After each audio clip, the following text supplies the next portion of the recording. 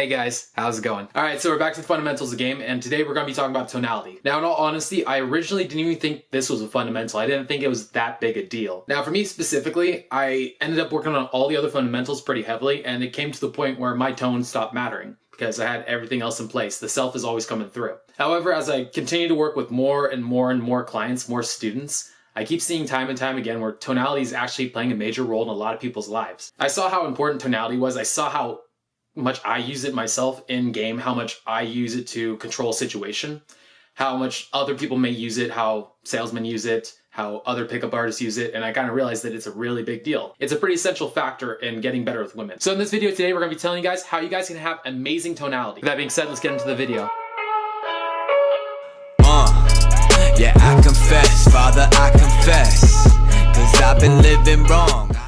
I've talked to a lot of students about this in the past, about tonality, about talking better, about talking from the diaphragm, varying your tone, pitch. There's a lot of different things that play a factor in tonality. It's a pretty multifaceted thing. I found you can use your tonality in a myriad of ways. You can use it to say things in the subtext. You can use it to maybe slow somebody down when they're talking, as opposed to like, if I were to try to stop a girl and say something to get her slowed down, if I say it really fast, generally speaking, the girl's gonna be quicker to run away. However, if I space it out, make it seem like she's on my time and I'm not on hers, it puts the emphasis not on her but on me and shows her that I'm the person that's in charge. I'm the person that's actually the focal point of the conversation. It's also a great way to show a girl that you're actually talking to her and you're talking to her like a human being as opposed to like an object. If you're not using tone properly, it can make it seem like maybe you're trying to be manipulative, maybe you're not truly trying to connect with her or even could connect with her. Do it again. And just for suitability purposes, how would you say your current financial situation is right now? Okay, that one you fucked up, right? Okay? Okay? Now, here's the deal. I'm going to say it, and you tell me what the implied words are that I'm not saying with my tone. Ready? And just for suitability purposes, how would you say your current financial situation is right now? On a scale of 1 to 10. 10 being totally excellent, where you have as much money as you need for everything that you want in life, and 1 being stone cold broke with your credit cards overextended. What would you say it is? Just a ballpark. Now, what's the implied words, especially in the beginning? For suitability purposes, you're saying that trying to help you're them. trying to take money off. Trying to Trying to see whether it's good for them, Yeah, trying to help. Just for suitability. What does just mean? Let's talk about the language. The word just. Why would I say just? Well, what does just mean? Is the fact that you're asking something that's intrusive. You don't know this guy, and you're saying, by the way, tell me your financial picture. How much money you got? How much you have liquid? 1 to 10. Tell me your financial story. That's a bit, well, excuse me, it's a bit rude, isn't it? In reality, to walk up to someone, hey, by the way, what's your financial picture? So, what you're saying here is, I would never normally ask you something like this, but just for suitability purposes. Now you see what the tone is? The difference between success and failure. Magnified when you're in the body of the script. But it starts here, you're creating this whole emotional, unconscious connections going through his brain. He's just loving it. The guy's loving you. When I would sell people, I promise you're probably not surprised about this, but when I would sell people, they would love me. Like my clients, they would love me, and I wasn't, and just in the day, it wasn't ethical. They still loved me. They didn't know why, they couldn't say no. They didn't know why. I developed a rapport with anybody. A grandma, a 20-year-old, a wealthy businessman, I could develop a rapport with anybody. Now I'm proud that I used that for good reasons. Back then I did it for bad reasons. All right, so the first part is varying tone. So what is varying tone? Now, when I talk, my tone goes up and down. It goes up and down as I'm going through a conversation. Now, the reason it's doing this is because it's showing that I'm actually being congruent to what I'm saying. This is why it's actually important. So whenever you vary tone, it shows your emotions are going through that, and it also makes what you're saying a lot more dynamic and a lot more engaging. If I say something in a monotone voice, Bueller, Bueller, Bueller, Bueller. It comes across almost robotic or even nerdy. Now that's the problem with a lot of these like nerdy ad-libs you hear, or like people that talk on the nose, or they talk high in their throat, over the top words, and they talk very effeminately. Those kind of guys, generally speaking, they're they're almost afraid of being more masculine or taking on a frame. It's like if you're afraid to wear really nice clothes because you don't think you're worthy of those clothes. It's the same thing with speech. Somebody that talks in a way like that is afraid to actually project a more masculine tone, either from like something that was implied at a young age and they end up, taking that to heart, or if it comes from a place of almost lack or supplicating.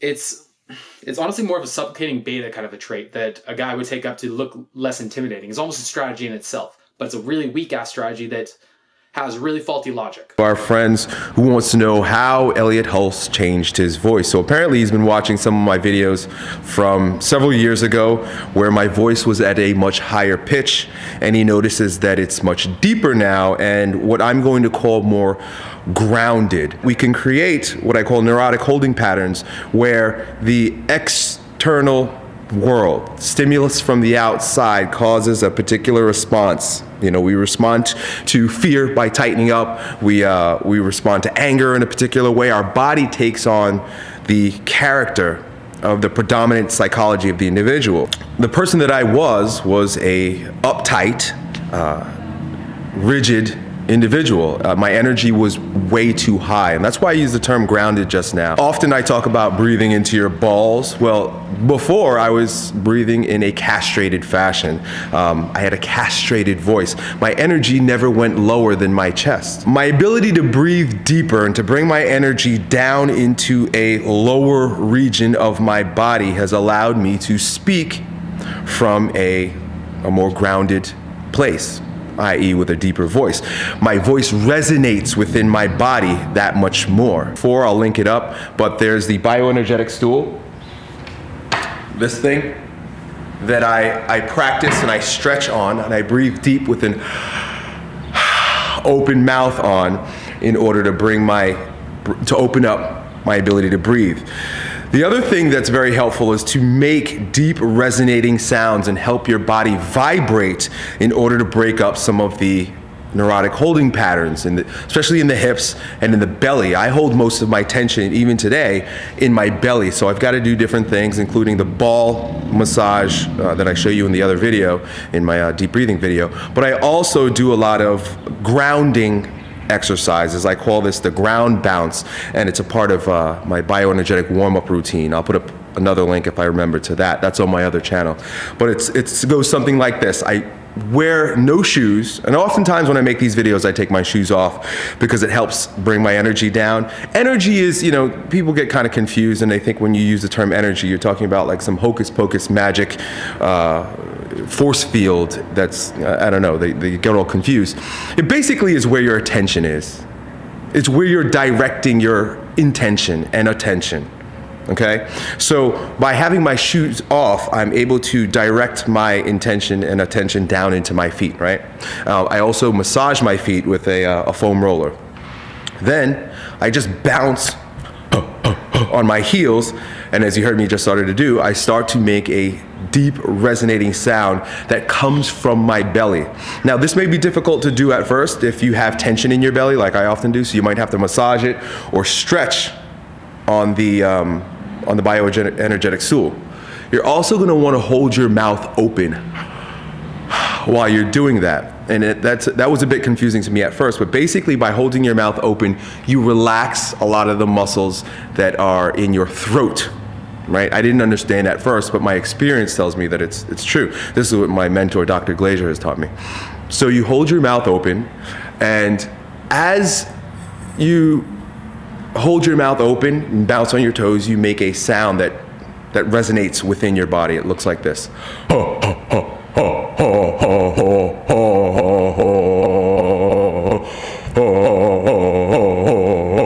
And you notice that I'm moving my pitch around because I'm trying to find that really deep spot, right? I feel great right now. I'm trying to find that deep spot right below my belly button, right? And as I'm doing it, I'm just focusing on those different restricted areas, namely my belly, right? Because if the belly's tight, the diaphragm can't drop, right? Can't drop low, and you can't center your energy. So there's just making those deep resonating sounds. You will be astonished, just like dumbfounded, when you begin to open up particularly the throat through the deep breathing exercises and the ground bouncing like I just showed you. So that's it. But firstly, learn to variate your tone. This takes a lot of practice and a lot of focus. If you don't variate your tone, if you don't do this a lot, it makes a lot of the stuff you say not as powerful in the end. The next thing we're gonna get into is building rapport tonality, neutral tone, and breaking rapport. Now, what is neutral? Bueller, Bueller, Bueller, flat. There's nothing to it. It doesn't go Bueller, and it also doesn't go Bueller. It goes Bueller, Bueller, Bueller. That's a monotone voice. Now, if it comes down to breaking rapport is where it goes down. So I'm like, hey, how's it going? Are you doing good? Now, if I'm building rapport like a salesman, now think of salesman. So, hey, how's it going? What are you doing? Oh my God, so interesting. It goes up. Now, the reason it's going up is because this kind of a person is not actually being present with you. If somebody's building rapport, it's because they want something from you, and it's very clairvoyant.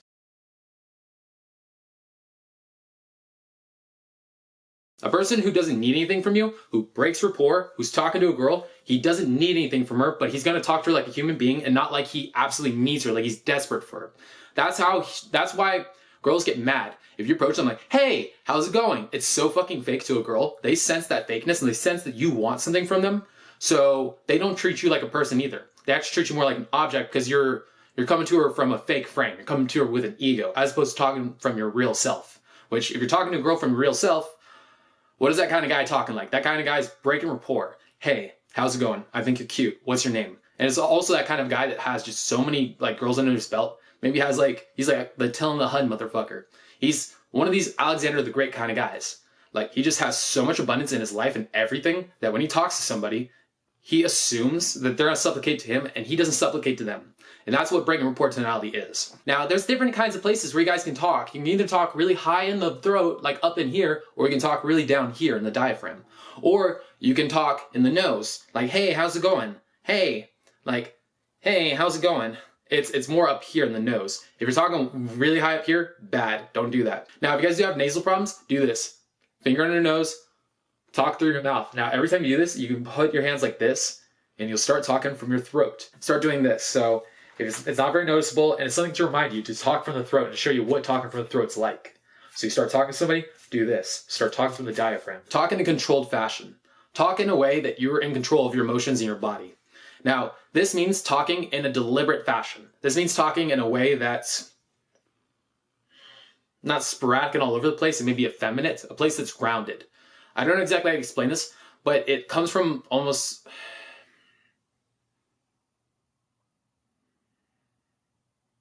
This is honestly an extremely hard one for me to explain. When I talk in a controlled fashion, I'm not like when I talk on the camera. I talk slower. I talk a lot slower when I'm talking to a girl because you don't want to be talking fast, because essentially if you talk fast like I do when I'm on camera, what happens is that it seems like you're not somebody that people listen to a lot. So when you talk, you're like, it's like I'm trying to fit in as many words in a short period as possible because I don't think you're going to actually listen to me. I think if I don't say as much as humanly possible in a short period of time, it's going to look pretty bad. So I think you're going to end up not talking to me. You're going to leave me. So essentially what it means is talk slower, talk deliberately, because ultimately they're on your time, you're not on theirs. You're the person of value, not them. Now the final part is the self is always coming through. Now like I said, I practiced a lot of the fundamentals way before this one. However, I practiced all the other ones and it kind of blends my tonality because ultimately the self is always coming through. Now, if you're somebody that's very needy, that's maybe not as mentally strong yet, you need to start pushing yourself into those kind of places. You need to start pushing yourself into uncomfortable situations because what will happen is that as a person, you're going to be able to handle more and more bullshit. You're going to peel away another layer of giving a fuck. And ultimately, that will show through in your tone. So when you talk to somebody, because you are so buffered to pain, rejection, to everything, when you talk to somebody, you actually talk to them like a person. And you actually treat them like an entity instead of being like, oh, I need this person, or I'm mad at this person for no fucking reason, or it gets you more in touch with reality. You can actually talk to a person, connect with them, and actually have a high enough self-esteem that if they fuck with you and you don't like them, it's cool. Like, honestly, what's going on with your tonality is not any of these things I've gone through previously in this video. Honestly, work on the other fundamentals. Knock those ones out. Work on yourself. All right, make yourself like a 10 out of 10 in every which way possible. All right, guys, that's pretty much all I want to say of this video. If you guys have any questions, leave them below. And with that being said, peace out.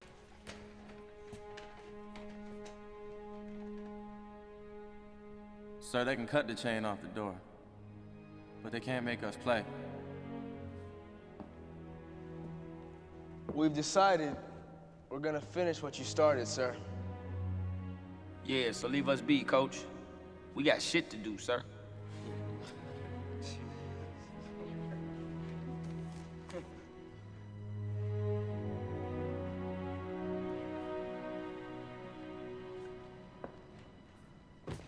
Our deepest fear is not that we are inadequate. Our deepest fear is that we are powerful beyond measure. It is our light, not our darkness, that most frightens us. Your playing small does not serve the world. There is nothing enlightened about shrinking so that other people won't feel insecure around you. We were all meant to shine as children do. It's not just in some of us, it's in everyone. And as we let our own light shine, we unconsciously give other people permission to do the same. As we are liberated from our own fear, our presence automatically liberates others.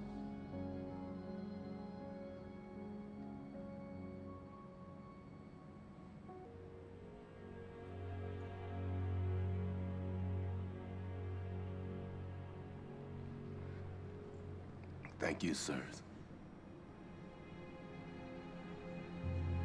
All of you.